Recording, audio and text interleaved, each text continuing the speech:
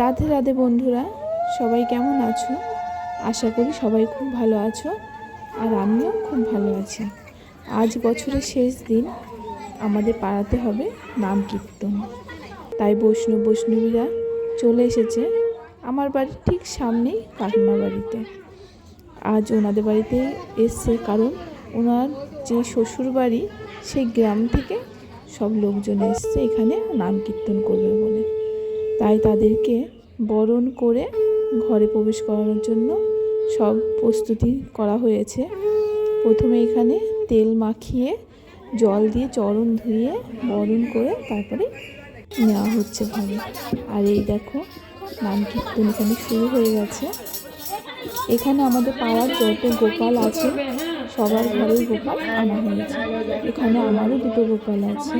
আর এই যে কি সুন্দর সব গুছানো হয়েছে দেখো। ওই যে নীল পাগড়ি দেওয়া যে গোপালটা ওইটা আমার, আর আরও একটা আছে ছোট, ওইটা তার একটু পাশেই আছে। আর এখানে দেখো সবাই কীর্তন করবে বলে পুরো প্রস্তুতি নিয়েছে। এতক্ষণ কীর্তন হচ্ছিল, এখন একটু রেস্ট নিচ্ছে কারণ আবার আরতি শুরু হবে, সেই কারণে একটু রেস্ট নিচ্ছে সবাই। আমাদের পাড়ায় আগে এমনি টুকটাক ছোটোখাটো কীর্তন হয়েছে, কিন্তু এইরকমভাবে কখনোই হয়নি, এই প্রথম হচ্ছে এরকম। আমাদের পাড়া থেকে সেখানে হয়, এইবার প্রথম আমাদের এখানে হচ্ছে। আমাদের সত্যি কথা বলতে এত সুন্দর লেগেছে। আর এটা এবার থেকে প্রতি বছরই হবে। আমাদের বেশ মানে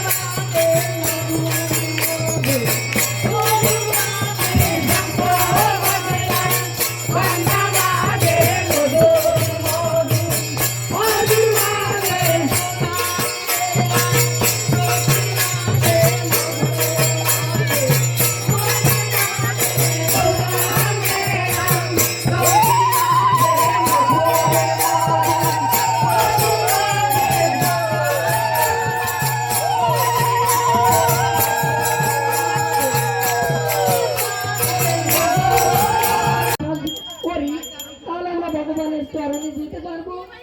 আর যদি ভগবানের কাজ না করি, ভগবানের নাম না করি, ভগবান রাধে রাধে রাধে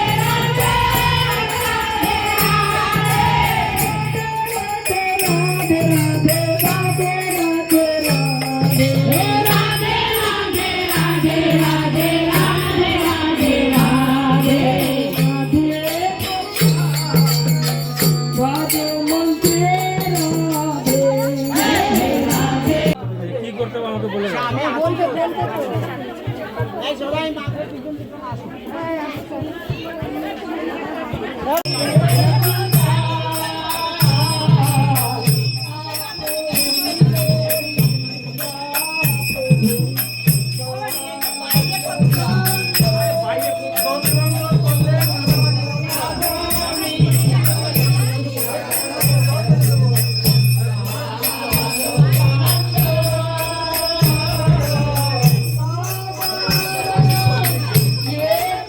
এখানে রবীন্দ্র মাসটা ওটা ভাঙলো না, একটু ভেঙেছিল, সেটা আমি পেয়েছি। আবার পরে এটা ভেঙে সবাই নেওয়া হলো। সবাই বলছিল যে এটা নাকি ঘরে রাখা ভালো, তাই সবাই এইভাবে নিচ্ছিল। আর দেখো, বছরের শেষটা যদি এত সুন্দরভাবে শেষ হয়, তাহলে বছরের শুরুটাও কিন্তু সুন্দরভাবেই হবে। এইভাবেই আশা রেখে নতুন পথ চলা শুরু করলাম আমরা সেদিন রাত থেকে। আর সেই দিনটা সত্যিই আমাদের সবার কাছে খুব খুব ভালো কেটেছিল। আমরা সবাই খুব আনন্দ করেছিলাম। বছরের শেষ দিনটা এত সুন্দরভাবে কাটিয়েছিলাম যেটা বলে বোঝানো যাবে না। ঠাকুরের কাছে এটাই প্রার্থনা করেছিলাম যেন বছরের শেষটা যেমন সুন্দর হয়েছে, বছরের শুরুটাও যেন এর থেকেও বেশি সুন্দর হয়ে চলে। তো তোমরা বলো যে এই ভিডিওটা তোমাদের কেমন লাগলো। আর এখানে দেখো সব গোপালরা বসে রয়েছে। আর এই যে গোসাইনি, উনি এখন সবাই চন্দ্রমিত্র দিচ্ছিল। আর এখানে ভোগটা মাখানো হচ্ছিল, সবাইকে দেবে। আর কাকিমা তো সবসময়ের জন্য তিলক পরাতেই ব্যস্ত ছিল। মানে সবাই এসে বলছে, মানে কীর্তন শেষ তবুও সবাই বলছে তিলক পরিয়ে দাও। নমস্কার।